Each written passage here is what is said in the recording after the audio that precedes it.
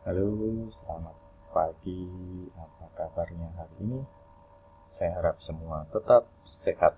Oke, kita bertemu kembali dalam pembelajaran informatika atau TIK ya, untuk kelas 8. Nah, untuk kali ini saya akan mengajak kalian untuk melihat materi berpikir komputasional.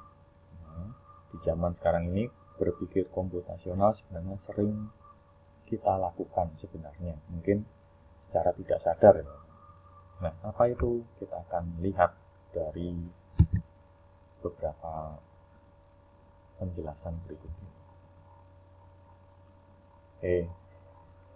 Sekarang ini sebuah budaya baru sedang kita alami dan kita termasuk yang mengembangkan budaya baru ini, yaitu budaya teknologi informasi. Kemajuan teknologi di bidang komputer sekarang ini berkembang dengan pesat. Jaringan internet juga berkembang dengan pesat. Zaman saya dulu mungkin internet itu menjadi sebuah hal yang jarang digunakan, hanya untuk kasus-kasus tertentu. Tetapi sekarang ini kita semua pasti hidup dengan yang namanya internet. Nah, penggunaan perangkat-perangkat digital yang terhubung ke internet itu juga sebenarnya mengembangkan budaya berpikir kita tanpa kita sadari. Sekarang ini pengguna internet atau netizen ya sebutannya banyak sekali. Tidak hanya di Indonesia, tapi di berbagai negara. Nah, budaya penggunaan teknologi internet ini itu menjadi budaya baru dan sebenarnya mendorong kita untuk berpikir secara komputasional. Meskipun sebenarnya nanti berpikir komputasional ini memang dipelajari oleh para programmer atau orang yang bekerja dalam pembuatan aplikasi atau program di komputer ya, atau aplikasi berbasis Android. Tapi sebenarnya budaya berpikir secara komputasional ini tidak hanya oleh programmer saja, kita pun bisa mengembangkannya dan itu sebenarnya baik. Nah, budaya berpikir komputasional itu seperti apa? Sebenarnya kita sudah sering melakukan, yaitu dengan yang sekarang ini banyak kita lakukan adalah dengan menggunakan e-commerce, electronic commerce, atau sebuah budaya transaksi baru di zaman sekarang ini, khususnya di masa pandemi COVID-19 seperti sekarang ini, yaitu transaksi dengan cara digital. Kita tidak bertemu secara fisik antara penjual dengan pembeli, jadi tidak ada toko fisiknya. Kemudian pembayaran pun tidak menggunakan uang secara fisik, tapi berbasis digital. Bisa menggunakan OVO, ShopeePay, banyak sekali modelnya. Tinggal scan aplikasinya, kemudian pembayaran akan terjadi. Transaksinya semua digital. Aplikasinya banyak sekali, Shopee, Lazada, OLX, banyak sekali.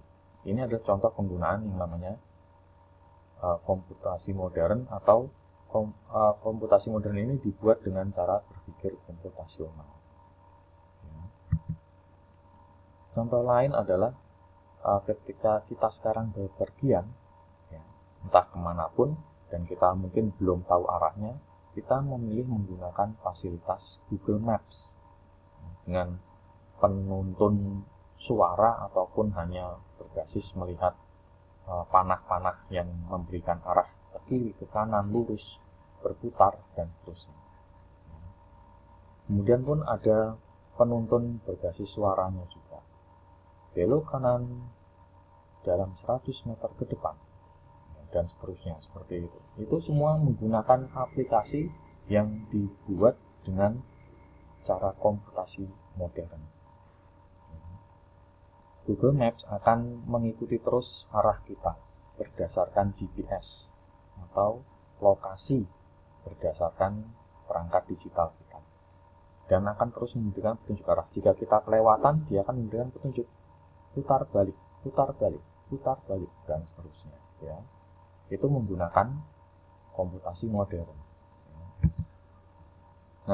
salah satu yang perlu kita pelajari dalam komputasi modern adalah algoritma, yaitu urutan langkah yang logis dalam menyelesaikan suatu masalah. Memang algoritma ini lebih banyak dipelajari dalam bidang komputer, untuk membuat program komputer. Tetapi sebenarnya algoritma itu bisa kita terapkan dalam kehidupan sehari-hari dan sebenarnya itu baik. Melatih cara pikir kita. Algoritma itu melatih cara pikir kita agar pikiran kita runtut. Urutannya jelas, logis. Misalnya dalam kehidupan kita memasak, mencuci, atau yang sekarang sering kita lakukan adalah mencuci tangan. Cuci tangan pakai sabun, dan itu harus sering kita lakukan sekarang ini untuk menjaga kebersihan dan menjauhkan kita dari virus corona misalnya. Nah, seperti apa contohnya? Ini contoh algoritma mencuci tangan. Urutannya jelas.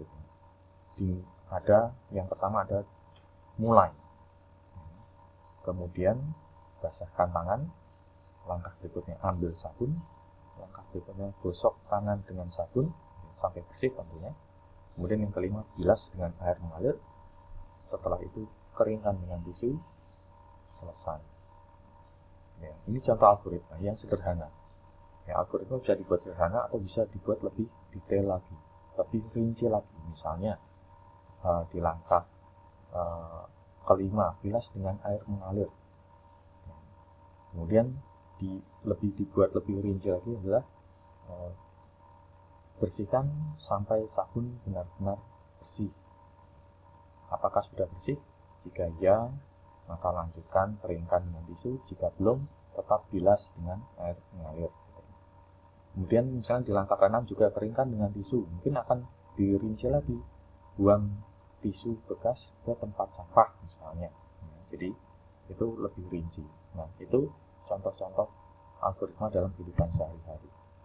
Nah, membuat aplikasi berbasis komputer, baik itu Windows ataupun aplikasi berbasis Android, itu juga menggunakan algoritma. Jadi program atau aplikasi itu harus punya urutan langkah yang jelas. Setelah diklik satu tombol, dia akan menjalankan apa. Ketika diklik tombol berikutnya akan menjalankan apa, sampai dengan nanti selesai. Begitu juga ketika kita menggunakan aplikasi semacam Shopee, Lazada, itu ada langkahnya. Kita bisa memilih kategori apa yang mau kita cari. Setelah memilih kategori, nanti akan muncul pilihan lainnya. Ketika kita sudah klik memilih salah satu barang yang ada di aplikasi, entah itu Shopee, Lazada, atau e-commerce tadi, itu akan muncul langkah berikutnya. Setelah pemesanan, memilih jumlah barang yang akan dipesan, pembayarannya berapa, memilih kurirnya atau pengirimannya lewat apa, dan seterusnya, sampai nanti barang sampai ke tempat kita itu ada langkah-langkahnya jelas. Itu sudah dibuat dengan yang namanya konsep berpikir komputasional. Oke, jadi itu yang perlu kita biasakan dulu, kita pelajari sekarang ini. Silakan kalian coba mencari contoh aplikasi-aplikasi selain e-commerce, apalagi kira-kira aplikasi yang menggunakan prinsip berpikir komputasional. Silakan kalian coba cari, kalian tuliskan, kemudian itu nanti akan kita bahas. Oke, kira-kira seperti dulu. Kemudian silakan kalian coba pahami dulu berpikir komputasional, dan coba kalian cari aplikasi-aplikasi berbasis komputasi modern. Oke, sekian dulu. Sampai di sini. Jika ada pertanyaan bisa langsung melalui WhatsApp. Terima kasih dan selamat pagi.